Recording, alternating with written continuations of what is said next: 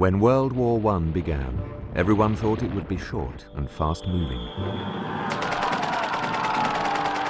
Instead, the power of the machine gun, massive artillery bombardments, and barbed wire led to the nightmare of trench warfare.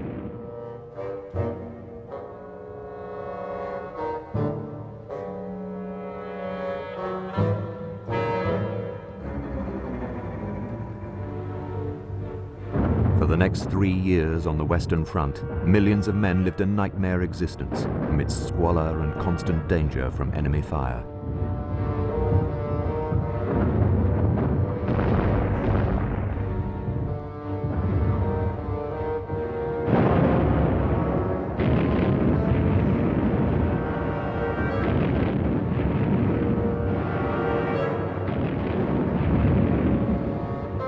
They went over the top in futile mass attacks.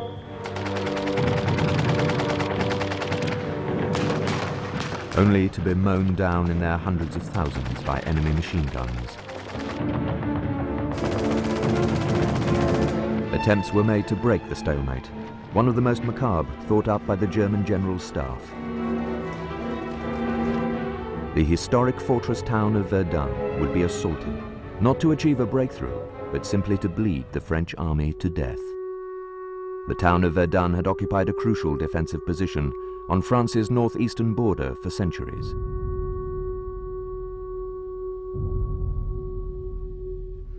Around it was an elaborate and mutually supporting system of fortresses designed to hold any enemy advance.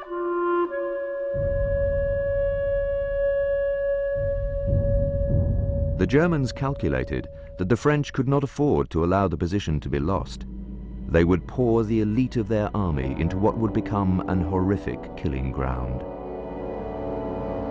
The fortresses like that of Douaumont had first been built in the 16th and 17th centuries.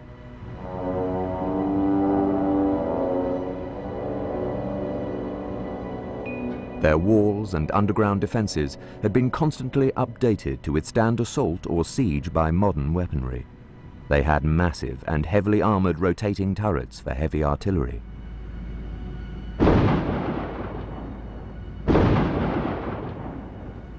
And many machine gun nests. But the reality was that since 1914 the defenses had been allowed to crumble and the forts were severely undermanned.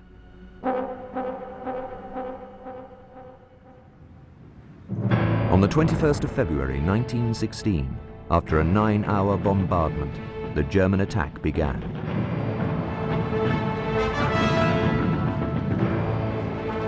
After 4 days of savage fighting, the German assault pioneer, Sergeant Eugen Kunze, managed to get into Douaumont. To his astonishment, he wandered entirely alone through a vast concrete labyrinth. He could hear the muffled reports of Fort Douaumont's 155mm gun. Guided by these, he made his way nervously to the main turret. The French gun crew were so preoccupied that they didn't notice him until he made them prisoner. Kunze then roamed on. The realization dawned on him that the fort was virtually unmanned. In fact, its garrison had been reduced to a mere 56 elderly French gunners.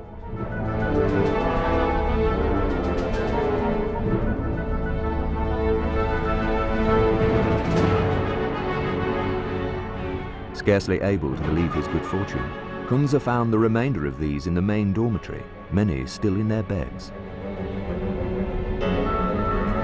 He simply locked them in the room and called his men into the fortress. Sergeant Kunze had single-handedly captured Verdun's most powerful bastion. Despite this disaster, the French held Verdun. Astonishingly, 3/4 of the French army was involved in the fighting during the next 9 months. More than 750,000 men, roughly half of them French and half German, were sacrificed in the bloodbath. This was the war in which many of the weapons which came to revolutionize today's battlefield were first developed. The machine gun, the tank. It witnessed the world's first tank-against-tank engagement. Fortified positions had to be defended against this revolutionary new weapon. Specialized combat aircraft like fighters came into being.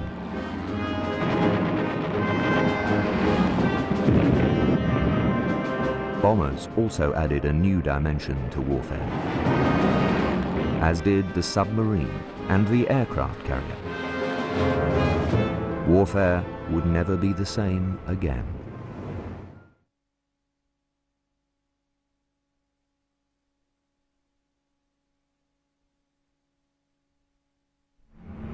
In the wide open spaces of the Eastern Front, warfare was much more fluid. In August 1914, Tsar Nicholas II and his generals planned to send the Russian First Army across the border of East Prussia in the north, advancing along the railway line towards the capital, Königsberg, and drawing the German defenders towards it. 4 days later, Russian Second Army would move into the heavily wooded area near Tannenberg in the south. It would then strike north to capture Königsberg and cut off the main German army. The Russians surprised the Germans by how quickly they were able to mobilize. And the appearance of hard-riding Russian Cossack cavalry struck terror into the local Prussian population. First Army crossed the East Prussian border within 2 weeks of the outbreak of the war. It had 150,000 men and alone outnumbered all the German forces in East Prussia. The opposing armies clashed indecisively near the town of Gumbinnen, whereupon the German commander Max von Prittwitz fell back in panic, begging for permission to evacuate East Prussia. The Russian general Pavel Rennenkampf advanced a few miles and then stopped. Unfortunately, he hated Alexander Samsonov, the commander of Second Army, and had no intention of doing anything to support his advance. The German High Command now called 67-year-old Paul von Hindenburg out of retirement to replace von Prittwitz, with the highly able Erich Ludendorff as his chief of staff. They spotted the opportunity which the excellent German railway system now gave them to use their much smaller army to beat each of the Russians in turn. One army corps was urgently sent by rail round to the Russians' left flank.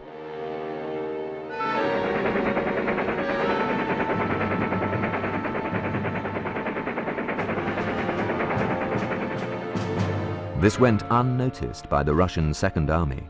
It remained unaware that it faced any serious opposition. Most of the remaining 2 corps were then ordered to march southwest as fast as they could to take up a position on the right of the advancing Russians.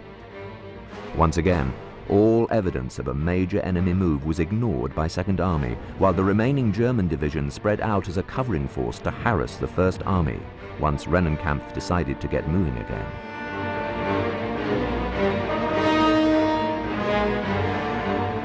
The Germans proved that a little, very mobile artillery and cavalry could imitate a much larger force.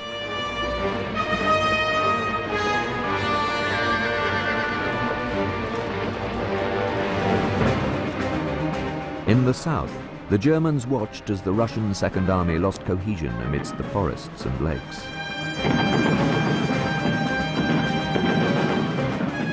Then they went in for the kill.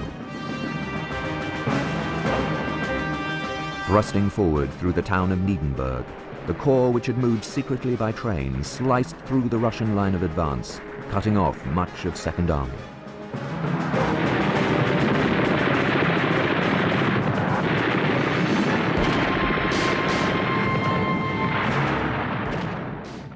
Then the other corps, which had moved southwest, completed the encirclement.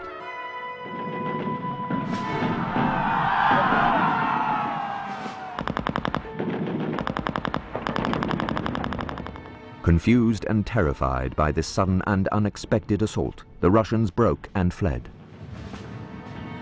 General Samsonov went into the woods alone, and shot himself, while more than 300,000 of his men were killed or wounded, and more than 90,000 were taken prisoner.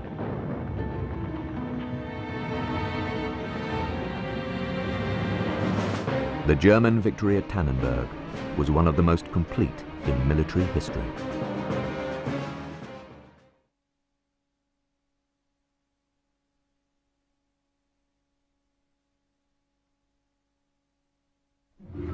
One of the most significant attempts to break the trench stalemate was a British invention, the tank. By mid-1916, armour, caterpillar tracks and the internal combustion engine had been brought together to form the first land ships capable of crossing trenches and supporting infantry. These were either the female, armed only with machine guns, or the male, with two 6-pounder guns in the side sponsons. These first tanks had a speed of about 4 miles an hour and a crew of 8. The British tanks were first used piecemeal in September 1916 during the Battle of the Somme, when they achieved some local successes. But it was not until the Battle of Cambrai in November 1917, when 376 tanks were used, that their true potential was shown.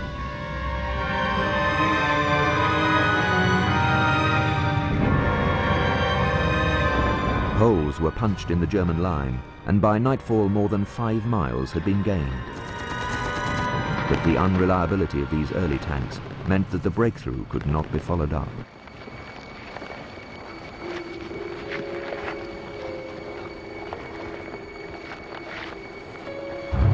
Nevertheless, the Germans were so impressed by the British successes that they urgently developed their own tank, a 33-ton monster with a crew of 18, named the A7V.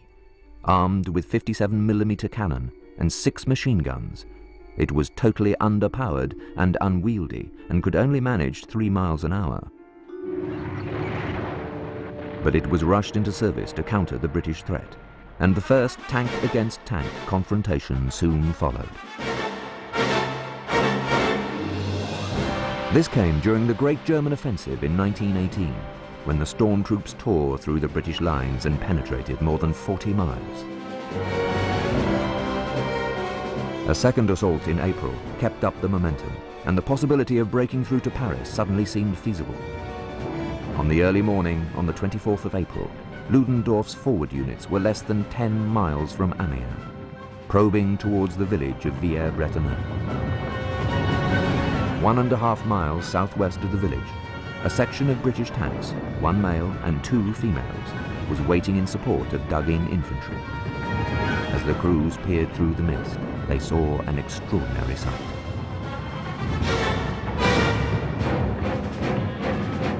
One of the few operational German A7Vs lumbered into view. The British started up and moved forward to engage it.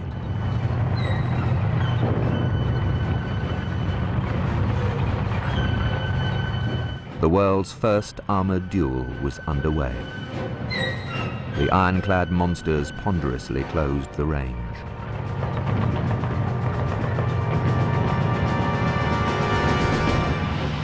Inside the tanks, the conditions were appalling. There was no proper suspension, and the unsilenced engines roared and belched fumes. Finally, the leading British tank, the male, opened fire with its 6-pounder gun, but missed.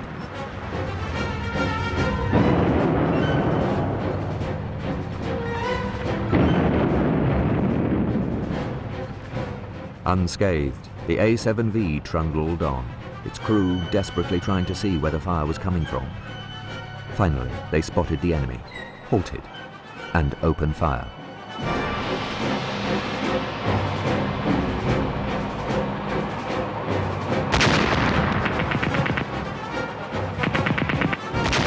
No effect at first, but then it began to find its range and struck both British females.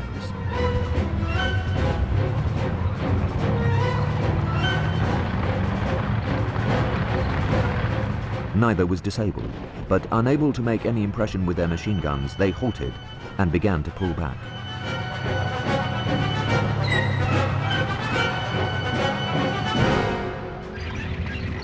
While the German was concentrating on its mates, the British mail continued to advance and close the range.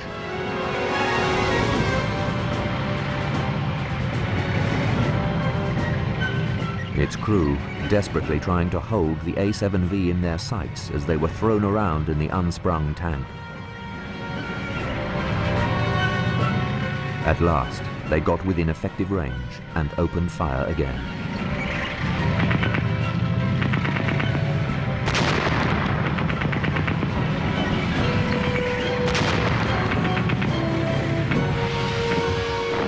Soon, the A-7V was hit. Its crew decided that the British fire was getting a bit too accurate and began to withdraw, thus ending the world's first tank versus tank battle.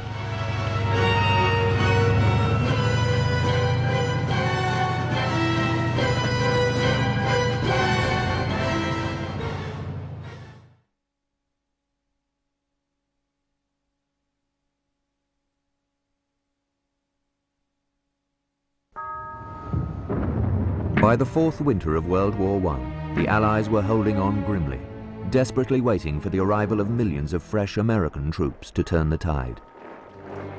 The Germans were equally aware of this danger. Russia's collapse in December 1917 meant that they could bring more than 1 million men west, and General Erich Ludendorff, their commander on the Western Front, was determined to use these to achieve a swift and final victory. Knowing an attack was imminent, the British commander, Field Marshal Douglas Haig, adopted a new defensive system based on depth. There would be a forward zone or blue line, lightly manned but with strong points to blunt the initial attack.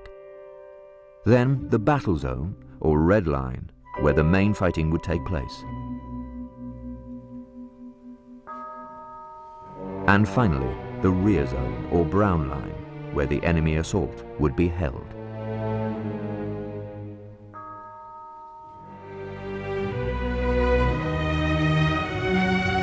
Ludendorff decided that a new attack method was needed to break these defenses. Storm troops, lightly equipped and fast-moving units of the most battle-hardened men, which would slip into the enemy's lines under cover of the bombardment.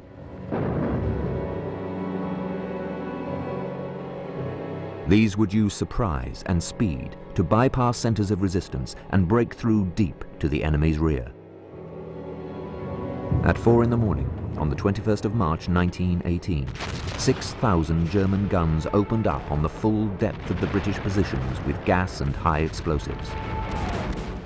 Just over 4 hours later, the first wave of storm troops leapt out of the trenches and raced forward.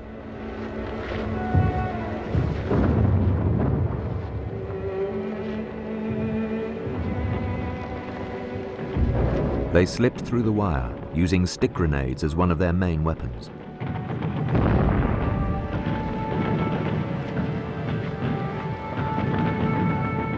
Another was the deadly belching fire of flamethrowers.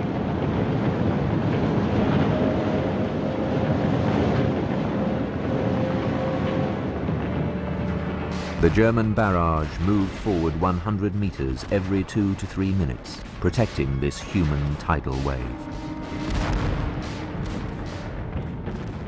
But in the end, it ran out of impetus, and the last great German offensive fizzled out.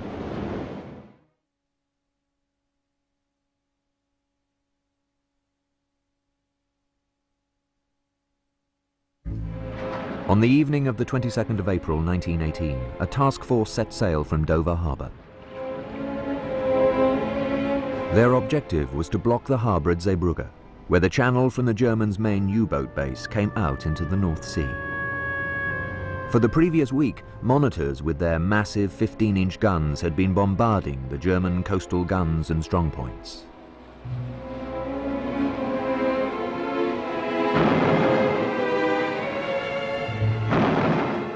Night fell, and German searchlights probed the darkness as the town behind them was lit up by British shelling.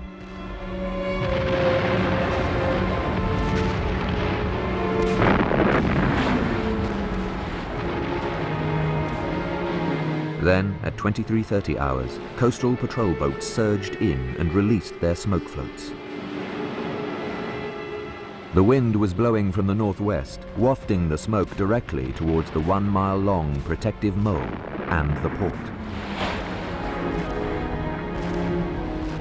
Realizing that something was going on, the Germans opened a furious fire, but their view was increasingly obscured by the smokescreen from the crisscrossing small boats.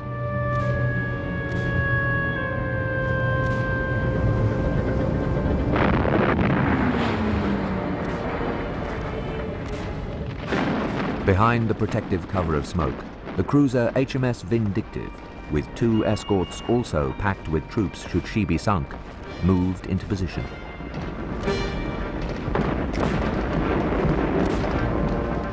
The cruiser's captain ordered full speed ahead.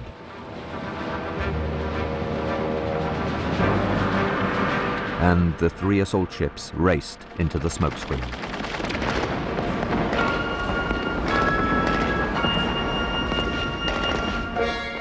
On the harbour mole, German sailors strained to see their enemy. Then, with only 250 yards to go, the 3 British ships emerged, and the Germans opened a withering fire. In the few moments that it took to reach the mole, the 2 most senior Royal Marines and 2 naval officers were killed. A German destroyer moored at the mole also joined in the firing, and a heavy swell was making it hard for Vindictive to get close enough.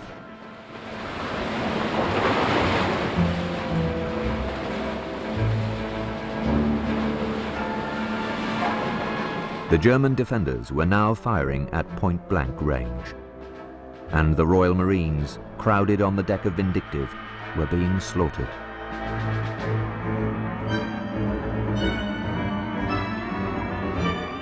At this critical moment, the commander on one of the cruiser's escorts, the converted ferry, Daffodil, saw the difficulty she was in and nudged his bows against Vindictive's side to push her alongside the mole.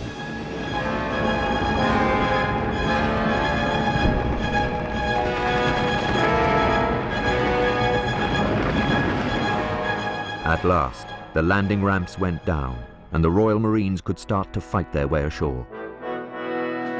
One officer, seeing a platoon of men crouched close to a ramp, ordered them ashore, but no one moved. They were all dead, cut down by a single machine gun.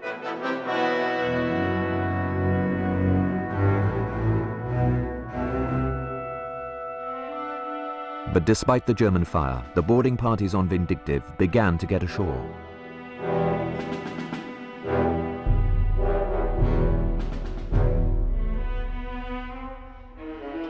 The men on her 2 escorts were unable to disembark because of the height of the seawall, so those from Daffodil clambered aboard Vindictive so as to use her landing ramps.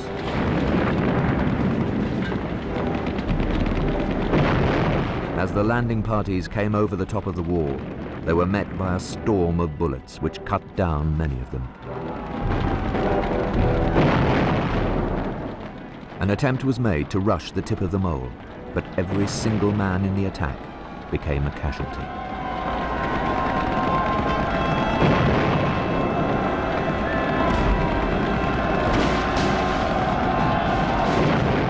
The Germans were firing from well-fortified positions, but it seemed almost impossible to winkle them out. From the foretop of Vindictive, a section of Royal Marines was manning Lewis guns to provide covering fire. One by one, the men were cut down, until only Sergeant Norman Finch remained. Despite his wounds, he continued to fire on the German positions, and was one of the 11 Victoria Crosses awarded that day, the most ever during a single action.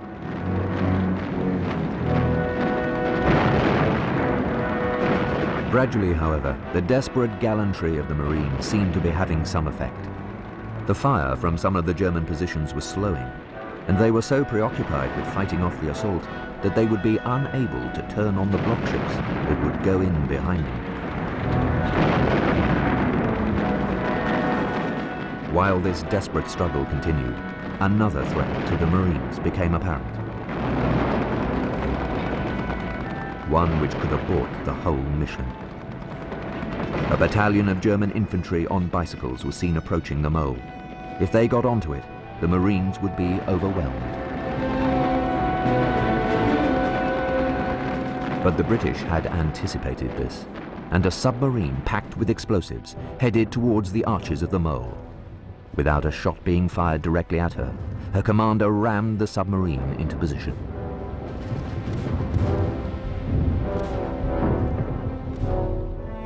Before the Germans on the mole had realized exactly what was going on, the 7 men of the crew leapt into a skiff, but most were wounded by heavy fire before they could escape to a waiting motor launch.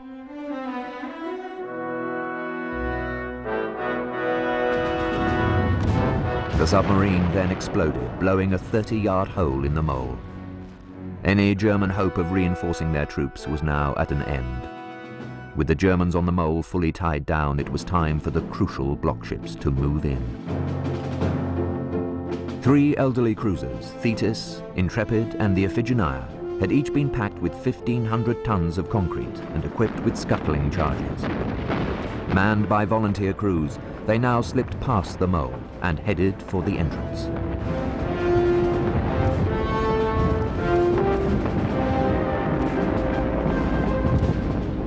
Seeing this new threat, the Germans in the port itself concentrated their fire on the 3 ships. Thetis was hit particularly severely and began to fill with water, so her commander had to scuttle her outside the entrance. Despite point-blank German fire, the other 2 ships succeeded in entering the canal and were successfully scuttled.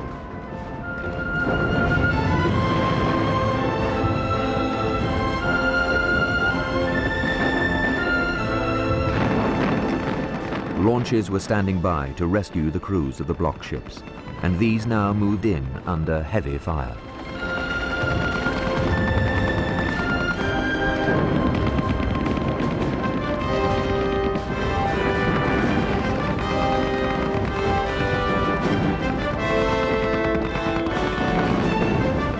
As they moved off with the survivors, klaxons sounded to signal the end of the operation. The Royal Marines on the mole began to fall back to HMS Vindictive. Amazingly, the cruiser was able to get away from the mole and limp back to England. Her part of the raid had been a triumphant success, but a success which had been bought at a very high price. 1,300 Royal Navy and Royal Marine volunteers took part in the action. Over 600 were killed or wounded.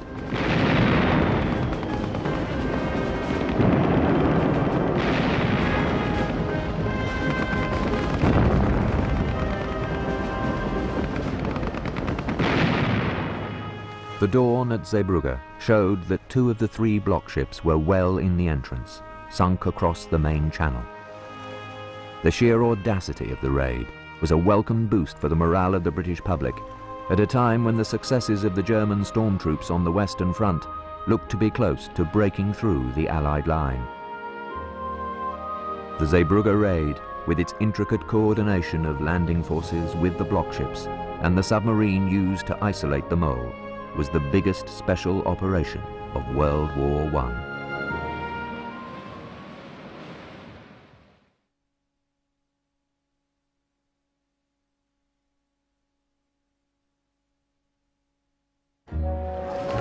Barrage balloons were widely used all along the Western Front for observation and artillery spotting. Shooting them down was one of the most dangerous missions faced by early pilots, since they were closely defended by anti-aircraft guns and enemy fighters.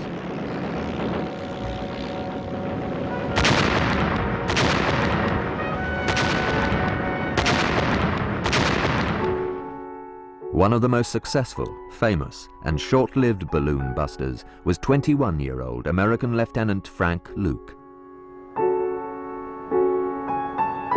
Luke only reached a frontline squadron in August 1918 and was determined to become famous as a fighter pilot. He saw the dangerous job of balloon busting as his quickest way to get to grips with the enemy and volunteered. On the 12th of September, just 2 weeks before US troops began the Meuse-Argonne offensive, Luke went on his first balloon hunt. He shot down 1 that day.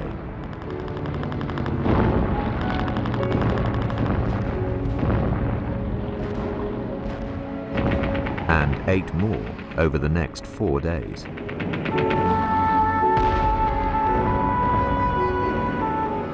Within a fortnight, he had 14 confirmed kills. During this devastating aerial rampage, he had also shot down 5 enemy fighters, making him America's leading ace. But Luke was now becoming dangerously punch-drunk by his success and felt that nothing could stop him. On the 29th of September, he took off and flew over his airfield, dropping a note saying, "Watch the 3 Hun balloons on the Meuse." He wanted an audience for his next spectacular. And US troops watched as the first balloon burst into flames and the tiny plane moved on to the next.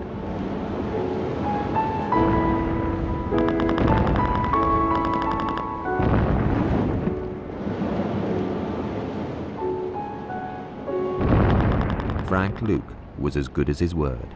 The 3rd balloon also went down.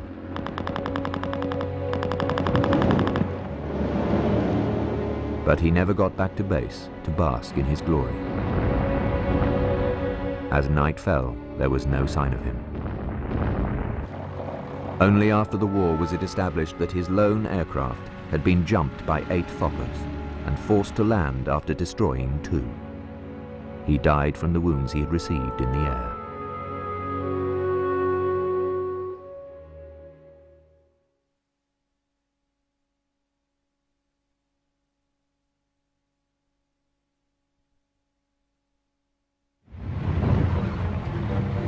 The tank had revolutionized the battlefield, and the French were quick to see the need to add speed and mobility. They developed the 7-ton Renault FT-17 with a 2-man crew and a machine gun or 37mm cannon in the world's first traversing turret.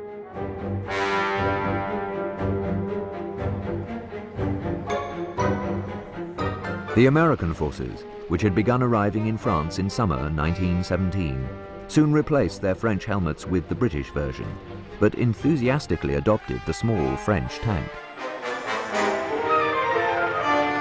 They practiced with it before the cameras for publicity.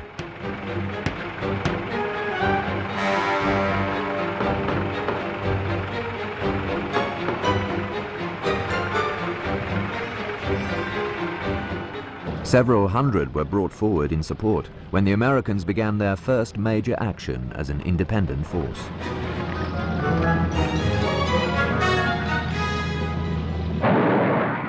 This was September 1918 in the Meuse-Argonne area of northeastern France.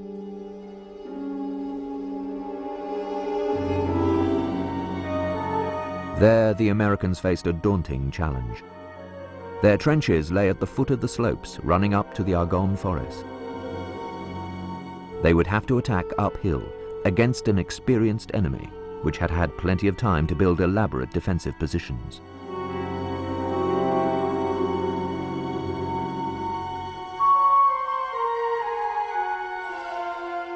Behind the barbed wire and trenches of the German front line lay a series of machine gun nests which had been carefully camouflaged in the wooded terrain. German reinforcements could be rushed to these to blunt any breakthroughs.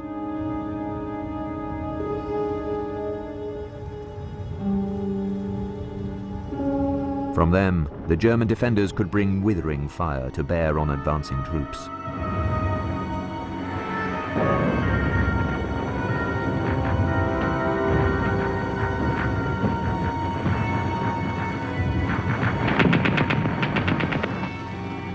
The Americans had practiced hard, using tanks to support their infantry. But these frequently came to grief, since the Renaults were only lightly armored, and they could only get across a gap of 6 feet.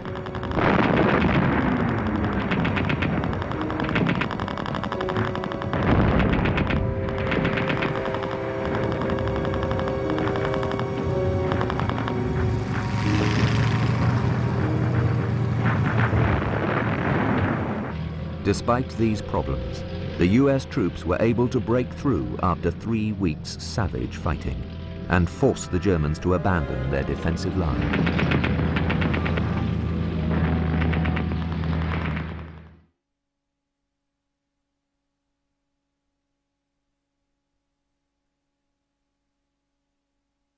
While the guns thundered over the Western Front for 4 years, warfare moved into a new dimension. The romance of flying attracted the young and adventurous. At first, the aircraft was used for reconnaissance and artillery spotting. The earliest planes, like this British Pt.1, were unarmed, although their crews soon took to carrying pistols or machine guns as they encountered their rivals over the lines.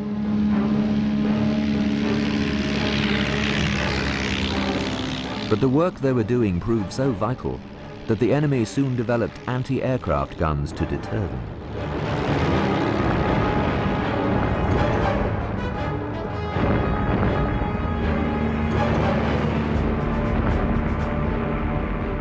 Early in 1915, the Germans introduced a devastating new aircraft.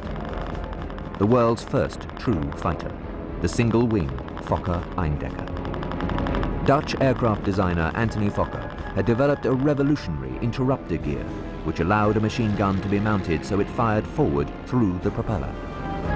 Not until early 1916 did the Allied air forces receive aircraft such as the Nieuport Bebe and Sopwith Puck, which put a stop to the Fokker scurry. Now followed a technological race, with both sides introducing new and more powerful types. German Albatrosses and Fokkers against Allied Sopwith Camels, SE-5s and Spads. The main reasons for the dogfights, which erupted to achieve air superiority, remained reconnaissance and artillery observation.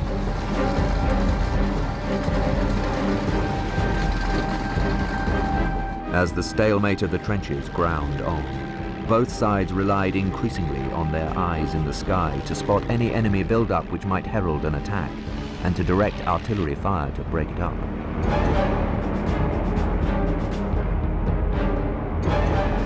Fighter patrols not only escorted the reconnaissance aircraft on their vital work, but mounted offensive sweeps to intercept enemy spy planes.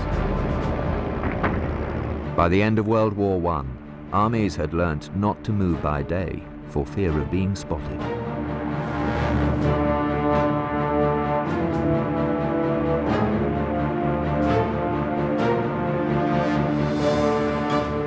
By the middle of 1917, the Germans were grouping their squadrons together in large wings, often called circuses by the Allies. These would be concentrated at particular sections of the front where air superiority was urgently needed.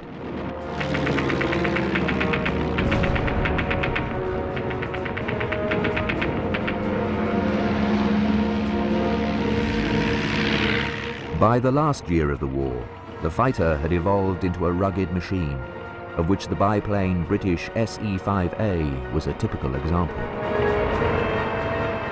It carried 2 machine guns, and its top speed of 138 miles per hour was not to be exceeded by most of the fighters introduced during the 1920s.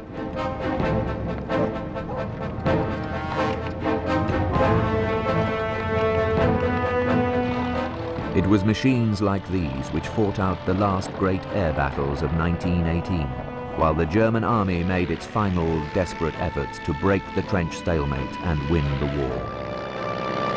And then the Allies launched the series of rolling offensives, which ultimately drove the Germans back to defeat. By this time, the men who flew them had achieved iconic status as the Aces. The exploits of outstanding fighter pilots such as the Red Baron, Germany's Manfred von Richthofen, helped to ensure that this period of fighter combat would always be remembered as a unique and extraordinary time.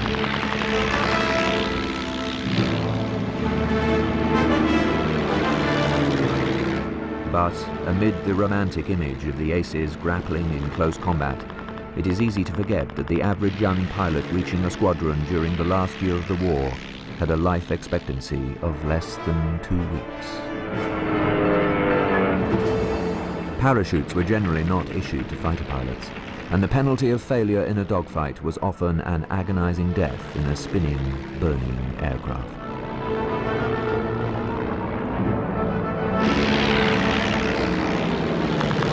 For 10 years after World War I, the pace of fighter development was slow. The British Bristol Bulldog, which came into service in 1929, still carried only 2 machine guns and could go less than 40 miles per hour faster than the SE-5A. It remained in frontline service until 1936. But radical new developments were on the way. In 1931, a sleek single-wing float plane, the Supermarine S6, won the Schneider Trophy for the 3rd time.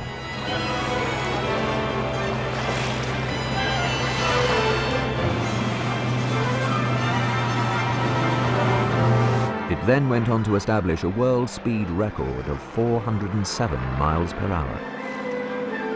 The S6's designer, Reginald Mitchell, was soon developing it into a monoplane fighter with retracting undercarriage and an enclosed cockpit. From this were born the fighters, which would win the Battle of Britain. The Supermarine Spitfire and the Hawker Hurricane.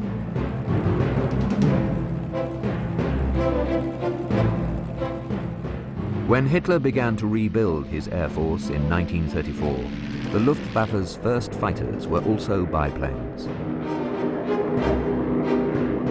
But the Germans too had been developing the all-metal fighter monoplane, and their first was a formidable design, the Messerschmitt Bf-109.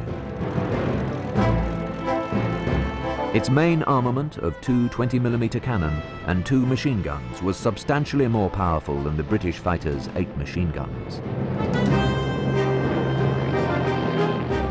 In 1939, the Bf-109 proved lethal against the biplanes of the Polish Air Force.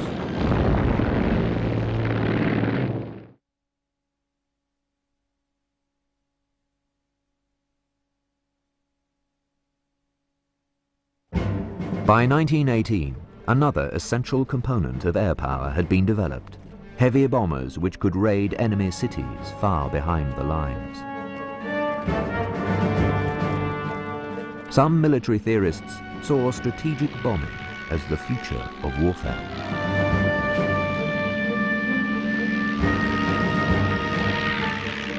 And as the 1920s began, the Royal Air Force also began experimenting with other uses of air power.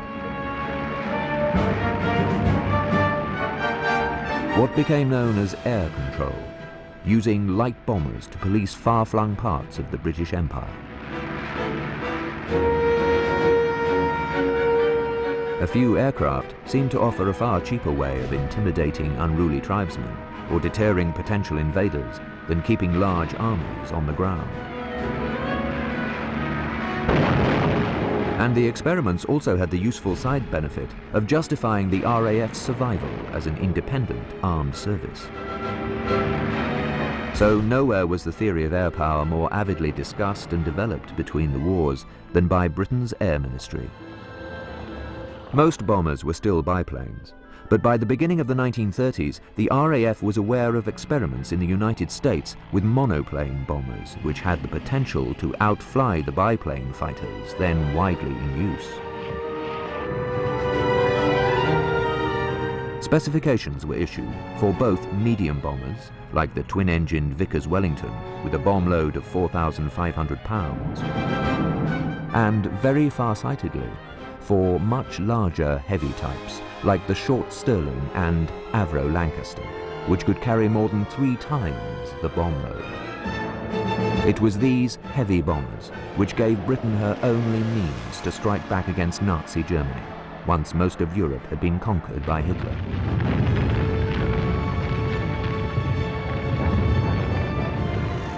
The Germans too had seen the need for a strong bomber force. Their main types, the Heinkel HE-111 and the Junkers Ju-88, were faster than the British Wellington but carried much the same bomb load.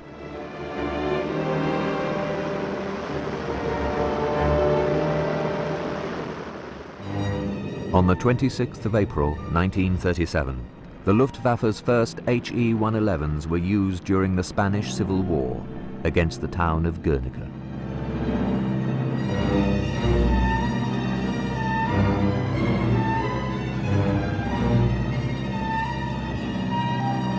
They laid waste to it, seeming to confirm the military theorists' belief that bombing would now be the critical factor in modern war, and that the bomber would always get through.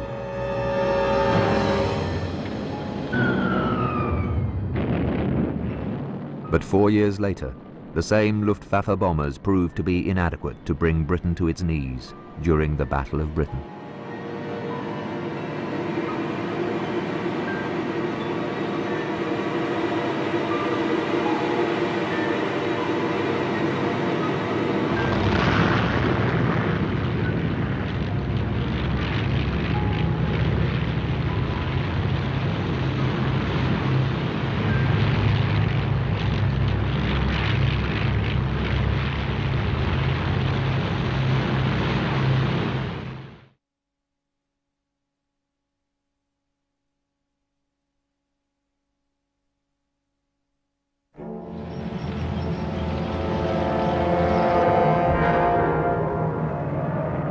In September 1939, Hitler's blitzkrieg overran Poland.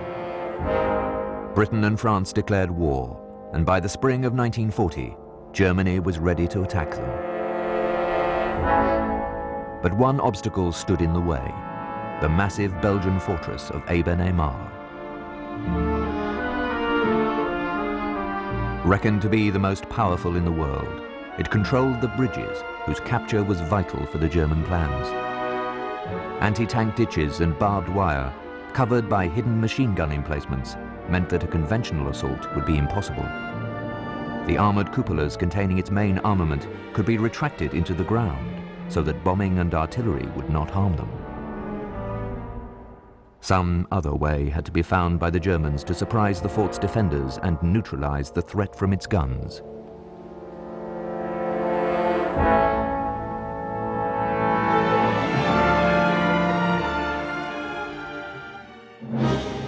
So, just before dawn on the 10th of May 1940, 9 DFS 230 gliders were cast off by their Junkers Ju-52 tow planes about 3 miles from the fort.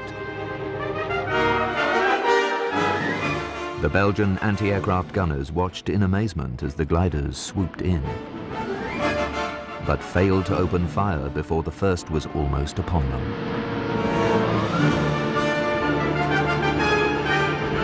Each glider contained a squad of 8 elite assault troops, and each was aiming for a particular cupola or gun emplacement.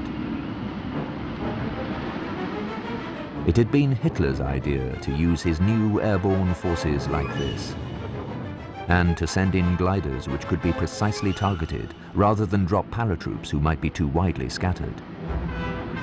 The one thing the fort's planners had never anticipated was this: the world's first glider-borne assault. All 9 gliders landed safely, some skidding to a halt within yards of their objectives. Then the assault teams leapt out.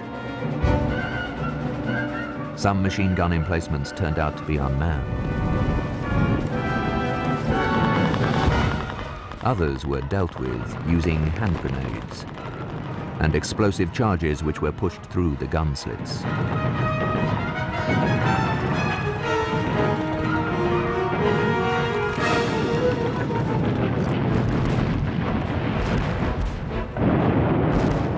Once the machine guns had been silenced, the assault troops closed in on the vital big guns in their steel cupolas.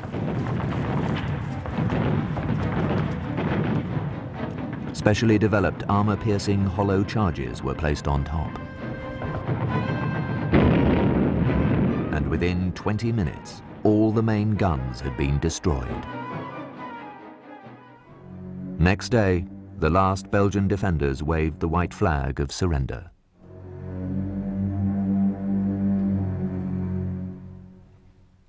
German troops proudly took over the fort.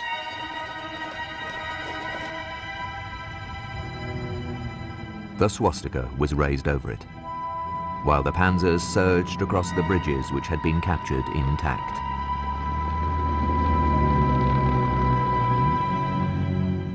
And rampaged on into France.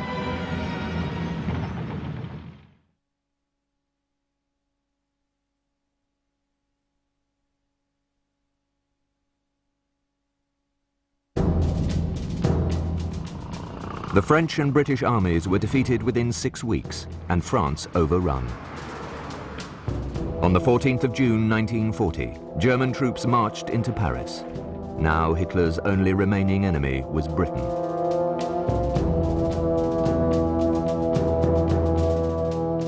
The Luftwaffe prepared to batter her into submission. It outnumbered the Royal Air Force by more than 4 to 1.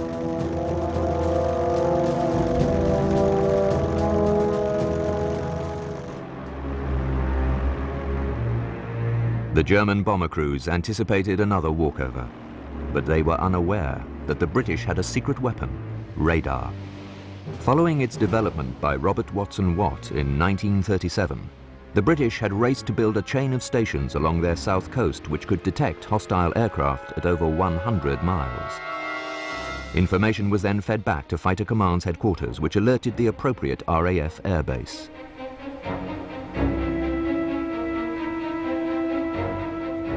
This early warning system would enable the RAF's new Spitfire and Hurricane fighters to scramble and get into position to intercept the enemy. Reichsmarschall Hermann Goering, commander of the Luftwaffe, had been advised of the mysterious towers along the British coast. Suspecting that they must be some sort of early warning, he first sent his aircraft to attack them.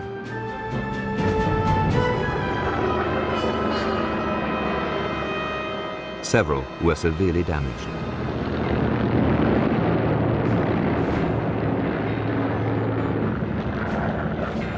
But just when the whole system seemed in danger of collapse, Goering switched his assault to the RAF's bases.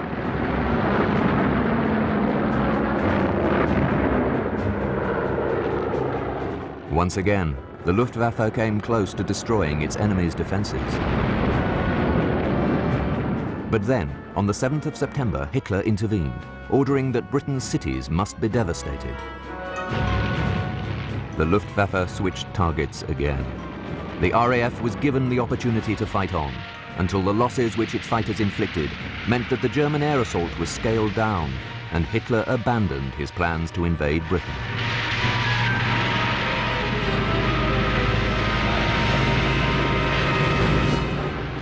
Victory in the Battle of Britain meant that Britain was still in the fight. But the blitz on her cities went on, and she was still standing alone against the Nazi menace. The liberation of Europe seemed a distant dream.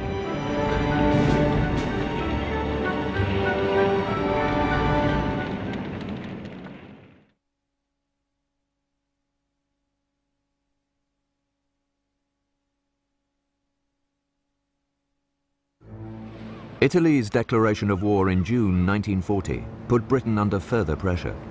The modern fleet of this new enemy threatened to cut her vital lifeline through the Mediterranean. Something must be done urgently to remove this menace. On the 11th of November, the aircraft carrier HMS Illustrious moved into position 170 miles from the main Italian fleet base at Taranto. At 8:30 in the evening, 24 Swordfish torpedo bombers took off. One got lost and reached Taranto early, so when the first wave went in, the Italian defenses were ready. The military harbour was protected by searchlights, 90 barrage balloons, and more than 200 anti-aircraft guns and 100 machine guns, so the attackers faced a wall of fire as they swept in. In the first attack, the leading Swordfish was hit just after it had aimed its torpedo at the battleship, Cavour. It crashed as its target exploded, but the crew survived. Another aircraft